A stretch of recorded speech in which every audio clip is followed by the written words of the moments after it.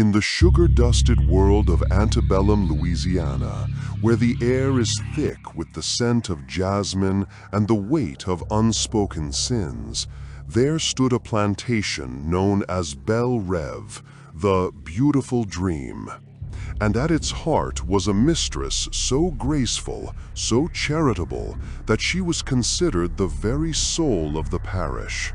Her name was Evangeline Dubois. Her dinner parties were the stuff of legend, the finest silver from Paris, the most delicate china from England, and dishes so exquisite that powerful men would travel for days just for a taste. But there was one delicacy, her signature pâté de campagne, that was truly unforgettable. It had a unique, gamey richness that no one could quite identify, a taste both sweet and, strangely, primally familiar. For years, Belle Rêve was the pinnacle of Southern hospitality, a testament to civilization in the wild heart of the bayou. But beneath the scent of magnolias and jasmine, another, darker aroma lingered, carried on the humid night air. The smell of secrets, the smell of the smokehouse. Because travelers on the roads near Belle Rêve had a habit of disappearing, and the honored guests at Evangeline's table, in their blissful, arrogant ignorance, were consuming a horror that would curdle the blood of the entire nation if it were ever revealed. This is the story of a woman who didn't just host monsters, she turned them into the main course. Before we uncover the secrets of this macabre feast, I want to ask you to do something. Look around you. Think about the most respectable person you know, the pillar of your community. Now, ask yourself what secrets they might keep when the doors are closed. Tell me in the comments below, what state are you watching from? And if you have the stomach for the darkest tales from America's past, make sure you subscribe to Legacy of Fear. The truth we serve today is not for the faint of heart. To understand the monster, one must first understand the cage that created her. Belle Rêve in 1855 was a modest sugar plantation, struggling under the shadow of its more prosperous neighbors. But Evangeline Dubois had transformed it into an oasis of culture and refinement.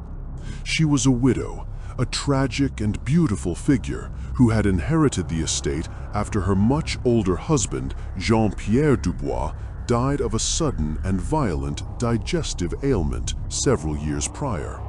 Jean-Pierre had been a man of brutish appetites and a cruel temper, a relic of a harsher time. He treated his wife as property and his slaves as less than animals. His death was mourned by no one, least of all Evangeline. With him gone, she blossomed. She was a vision of perfection. Pale skin that seemed to glow in the candlelight, raven black hair coiled in an elegant bun, and deep, dark eyes that held a sorrowful intelligence that captivated all who met her. The community adored her. She donated generously to the parish church, personally tended to the sick with herbal remedies, and was known for offering a warm meal and safe shelter to lone travelers who found themselves stranded after nightfall. She became a saint in silk and lace. But in the slave quarters, where the truth of a plantation always resides, a different story was whispered. A story of a mistress with two faces. By day, she was grace and charity personified. She rarely raised her voice and never lifted a hand in anger. But by night, she became something else. A silent, watchful predator who moved through the shadows of her own home with a purpose that chilled the souls of those who served her. The head butler, a slave named Marcus, knew this better than anyone. He was a tall, proud man of 30, born at Belle Rêve. His loyalty to the plantation, his home, was absolute, but his loyalty to humanity was beginning to crack under the weight of a terrible, formless suspicion. His younger brother, Samuel, a defiant young man with fire in his eyes, had vanished without a trace 2 years earlier. Samuel had once talked back to the late master, a sin for which he had been whipped nearly to death. The official story, provided by Evangeline herself, was that he'd run away north. But Marcus knew his brother. Samuel was impulsive, yes, but he was not a coward, and he would never have left Marcus behind without a word. So Marcus began to watch, and he started to notice the small, unsettling details that, when pieced together, painted a terrifying picture. He noticed the special deliveries that arrived at Belle Rêve in the dead of night. Not fine wines or fabrics from New Orleans, but heavy, burlap sacks delivered by shadowy men from the swamp who never spoke a word, only accepting their payment in coin and melting back into the darkness. He noticed the smokehouse. It stood at the far end of the property, partially hidden by a grove of weeping willows. It was always kept padlocked. Evangeline claimed it was for curing rare game, wild boar and venison, for her special recipes. But no one ever saw any hunting parties return to Belle Rêve. The only shots heard in the surrounding woods were from neighboring plantations. And he noticed his mistress's eyes. When certain guests visited, men known for their cruelty, their greed, or their wandering hands, Evangeline's gaze would linger on them with an unnerving intensity. It wasn't a look of fear or disgust. It was a look of appraisal. The look a butcher gives a prize hog just before the slaughter. The true horror began to crystallize for Marcus during one of Evangeline's famous dinner parties in the spring of 1855. The guest of honor was a wealthy cotton speculator from New Orleans, a corpulent man named Abernathy with a booming laugh and a reputation for foreclosing on desperate families. He was famously rude, treating the servants as less than human and boasting loudly of his financial conquests. Throughout the evening, Marcus watched as Evangeline smiled her serene, impenetrable smile. She laughed at Abernathy's crude jokes, refilled his wine glass, and listened with rapt attention as he bragged. But Marcus saw the look in her eyes. It was there, the appraisal. She served him an extra-large portion of her famous pâté. "A special batch just for you, Mr. Abernathy," she had purred. The next morning, the speculator was gone. His carriage, his horse, everything. Evangeline calmly informed the other houseguests that he'd been called back to the city on urgent business and had left before dawn, not wishing to disturb anyone. It was once again a plausible explanation. Men like Abernathy were slaves to their ledgers. But later that day, while cleaning the ashes from the massive kitchen hearth, Marcus's hand brushed against something hard and metallic. He pulled it out. A gold signet ring, caked in grime and ash, its insignia partially melted, but still recognizable. He had seen it the night before. It was the ring the banker had been wearing, the one he had proudly slammed on the table to emphasize a point about a family he'd driven to ruin. The ring was the key. It was the first solid piece of a puzzle so monstrous that Marcus could barely comprehend its shape. His mind raced back through the years. How many guests had enjoyed Evangeline's hospitality and then departed unexpectedly? How many lone travelers had sought shelter and were never seen again? He began to keep a secret tally, a list of names and faces in his mind. The list grew disturbingly long.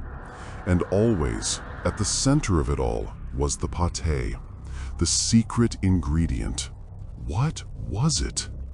Driven by a cold, creeping dread, Marcus knew he had to uncover the truth.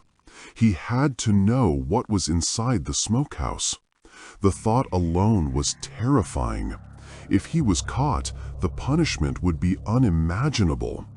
But the image of his brother's face, smiling and defiant, burned in his memory. He had to know what happened to Samuel. He began to plan with the patience of a man who has lived his entire life under observation. He studied Evangeline's routines. He learned that she visited the smokehouse herself, always alone, on the third night of every month, under the darkness of the new moon. He watched where she kept the key, on a small silver chain she wore around her neck, hidden beneath the high collar of her dress. Obtaining the key seemed impossible, but Marcus had an ally, Ilara, the plantation's ancient cook, a woman who had been at Belle Rêve since before Evangeline's arrival. Ilara had seen everything.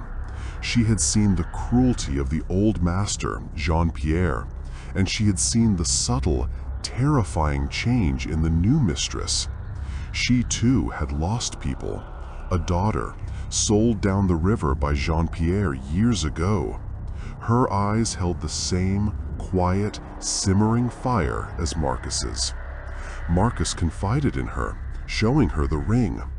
Ilara's face, a roadmap of wrinkles and sorrow, became as still as stone. She nodded once. "The old master," she whispered, her voice raspy. "He had strange tastes, taught her things a woman shouldn't know, things about a man's flesh." Together, they devised a plan. During one of Evangeline's afternoon naps, Ilara brewed a special tea, one laced with a sleeping draught made from herbs grown in her own hidden garden. She served it to the mistress, who drank it without suspicion. Within an hour, Evangeline was in a deep, unnatural sleep. With his heart pounding against his ribs, Marcus slipped into her chambers. The room was silent, except for the soft, rhythmic breathing of the sleeping monster. He gently lifted the silver chain from her neck. The key was cold in his palm. The walk to the smokehouse was the longest of his life. The sun was setting, casting long, bloody shadows across the manicured lawns. The air was still and heavy. The sound of crickets seemed to scream a warning. The padlock on the smokehouse door was heavy and cold, its iron stained with rust. As he turned the key and opened the thick wooden door, a wave of air hit him, a smell so vile, so uniquely sickening that he almost retched. It was the sweet, coppery stench of a slaughterhouse, mixed with the acrid smoke of hickory wood, but with an undertone that was horribly, recognizably human. Inside, by the light of a flickering lantern he had brought, the beautiful dream of Belle Rêve became a wakening nightmare. This was no smokehouse for game. It was a human butcher shop. Hooks hung from the ceiling in neat, orderly rows. But they didn't hold hams or sides of bacon. They held human limbs, arms, legs, torsos, pale and bloodless, in various stages of being cured and smoked. On a massive wooden table in the center of the room lay tools that made Marcus's blood run cold. They were not simple butcher's knives.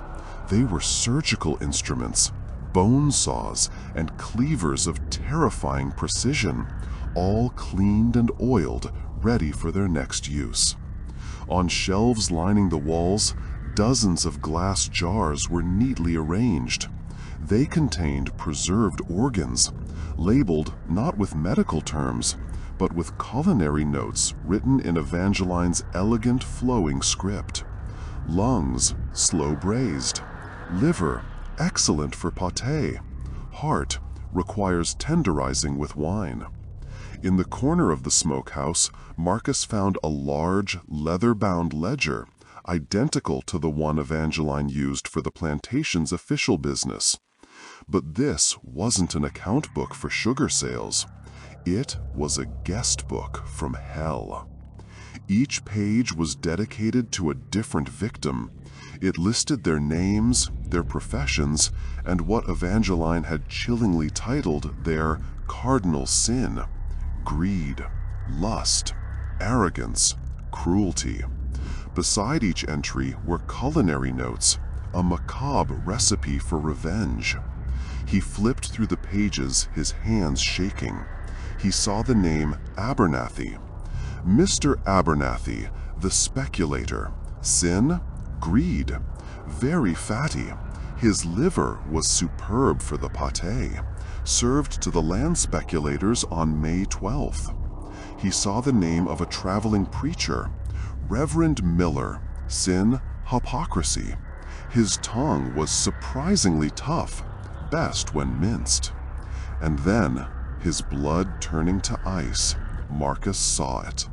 An entry from 2 years ago, on a page stained with something dark.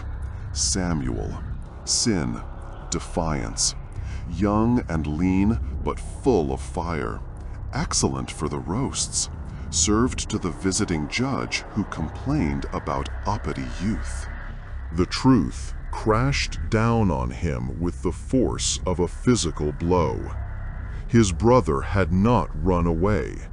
He had been butchered, cured, cooked, and served for dinner. Evangeline wasn't just a killer. She was a cannibalistic artist, a high priestess of a grotesque sacrament. She wasn't killing for money or for sport. In her twisted, broken mind, she was a force of justice, a divine instrument of retribution. She was culling the corrupt and arrogant men of the South, the very men who had created her, and forcing their peers to unknowingly feast on their sins. It was the ultimate damnation. Marcus staggered out of the smokehouse, locking the door behind him and returning the key to the neck of his sleeping mistress. He had seen the heart of the abyss, and he knew with chilling certainty that he was living in the lair of a monster. If you're still here, you have a stronger constitution than most. The horror of Belle Rêve is about to reach its terrible climax. If you want to see how this story ends, and you haven't yet, this is your moment. Hit that subscribe button, because what Marcus does next will redefine the meaning of vengeance. Marcus now knew he was living on borrowed time. If Evangeline ever discovered what he had found, he would not just be killed, he would be catalogued, butchered, and served. Running was not an option.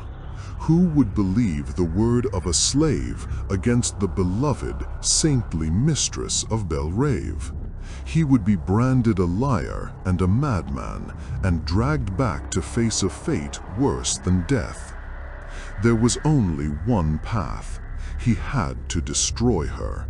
He had to burn her beautiful dream to the ground. And he had to do it using her own methods, her own art. He would not just kill the monster. He would unmask her before the very world she had so carefully deceived. His plan was one of devastating, poetic justice. He confided once more in Ilara. The old cook listened, her face grim. She told him something Marcus had never known.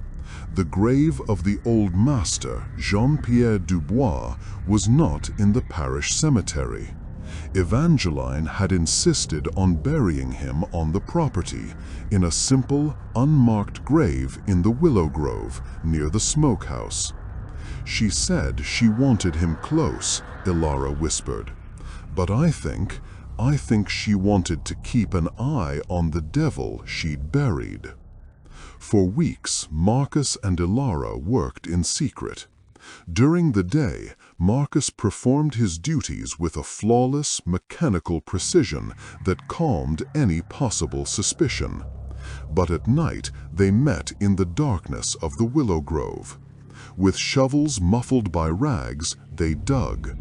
They unearthed the rotting casket of Jean-Pierre Dubois, the original monster of Belle Rêve.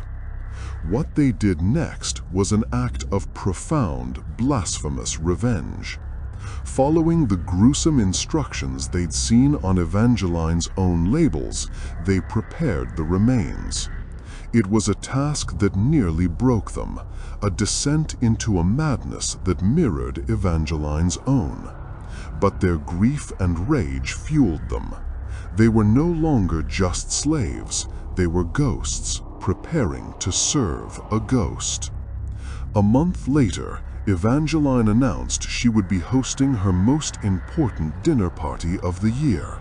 The governor of Louisiana himself was to be in attendance, along with the most powerful planters, judges, and merchants in the state. It was to be the crowning achievement of her social reign. The highlight of the evening, as always, was to be Evangeline's legendary pâté. But this time, Marcus approached his mistress with a humble request. For years, he said, he had watched her create her culinary masterpieces. He believed he had finally learned her secrets. As a tribute to her genius, he asked for the honor of preparing the pâté for the governor himself. Evangeline, in her supreme arrogance, was amused and flattered by his devotion. She saw it as the ultimate proof of her success. Her own slave, so devoted he wished to emulate her art. She graciously allowed it. The night of the party, Belle Rêve was a symphony of light and music.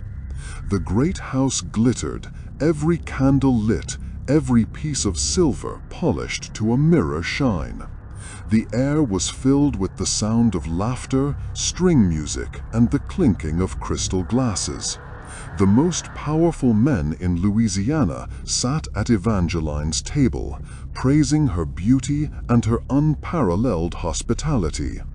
The pâté was served as the third course. It was brought out on a silver platter by Marcus himself. It looked perfect. The color, the texture, everything was exactly as it should be. The guests, including the governor, took generous portions. They raved. "Even more divine than usual, my dear Evangeline," the governor declared, wiping his lips with a linen napkin. "You have truly outdone yourself. What is your secret?" Evangeline smiled her serene, gracious smile. But Marcus, standing silently by the door, saw the flicker of pride in her eyes. It was time.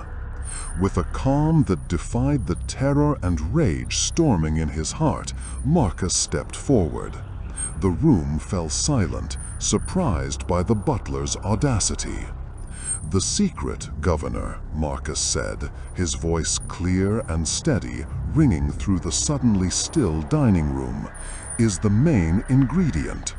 The mistress has always insisted on using only the finest local stock." He paused, letting his words hang in the air, his eyes locked on Evangeline. "Tonight's pâté is particularly special. It is made from a vintage stock, one the mistress has been saving for years, a flavor unique to this very plantation." He took a deep breath. "It is made from the flesh of her late husband, Master Jean-Pierre Dubois." Chaos. Absolute chaos erupted. Women screamed, fainting in their chairs. Men gagged, violently spitting the food from their mouths, their faces contorted in masks of horror and disgust. The governor stared, his jaw slack, his face ashen, as the half-chewed morsel fell from his lips onto the priceless china. Evangeline's face went white. The serene mask shattered, revealing the writhing abyss beneath. She looked from the half-eaten pâté on her guests' plates to the cold, triumphant fury in Marcus's eyes. She had been beaten at her own game, exposed, her ultimate secret revealed in the most public, most humiliating way imaginable. Her art, her twisted justice had been turned against her, served to her on a silver platter. In the ensuing panic, a candelabra was knocked over. The dry velvet drapes caught fire instantly. Flames, hungry and orange, began to race up the walls and across the ceiling of the opulent dining room. The guests scrambled for the exits, a panicked herd trampling each other in their haste to escape the house of horrors. But Evangeline did not move. She remained seated at the head of her table, a mad queen on her throne, as the beautiful dream of Belle Rêve burned around her. The last thing Marcus saw before he and Ilara slipped out a side door and into the liberating darkness was the sight of Evangeline Dubois surrounded by flames, her head thrown back, laughing, a high, unhinged peal of laughter that was swallowed by the roar of the fire as it consumed her and her monstrous legacy. Belle Rêve burned to the ground that night, taking its darkest secrets with it. When authorities finally sifted through the ashes, they found the charred remains of the smokehouse and the horrifying evidence within. The hooks, the tools, the bone fragments, confirming Marcus's impossible story. The legend of the cannibal mistress of Belle Rêve was born, a tale told in whispers for generations. But Marcus and Ilara were never found. They had vanished into the chaos of that fiery night, two ghosts who had delivered a terrible, fitting justice and then disappeared into the great unknown expanse of America. Some say they made it north to freedom. Others say they were swallowed by the very swamps that had birthed the darkness of Belle Rêve. Their fate remains a mystery. The story of Evangeline Dubois is a chilling cautionary tale about the darkness that can hide behind a beautiful face and a respectable name. It forces us to confront an uncomfortable truth. The most dangerous monsters are not the ones who look like monsters. They are the ones who walk among us, who charm us, who earn our trust, all while hiding a heart of pure, calculated evil. Evangeline believed she was a purveyor of justice, but she was merely a reflection of the corrupt and decadent society she so despised. The cruelty of her husband had planted a seed of poison in her soul, and instead of seeking healing, she chose to cultivate that poison, turning it into a weapon she wielded with artistic, demonic precision. She became the very thing she claimed to be fighting, a monster who consumed the flesh of others to feed her own twisted pride. If this story has you looking at old family recipes with a new sense of suspicion, make sure you hit that like button and share this tale with someone who appreciates the dark side of history. Subscribe to Legacy of Fear for more stories that prove that reality is often far more terrifying than any fiction. Now, I have to ask you, and I want you to be honest in the comments, do you believe Marcus was a hero? Did he deliver justice? Or was his revenge just another act in a long, inescapable tragedy of horror? Let me know what you think. Until next time, be careful who you accept a dinner invitation from. You never know what secrets might be on the menu.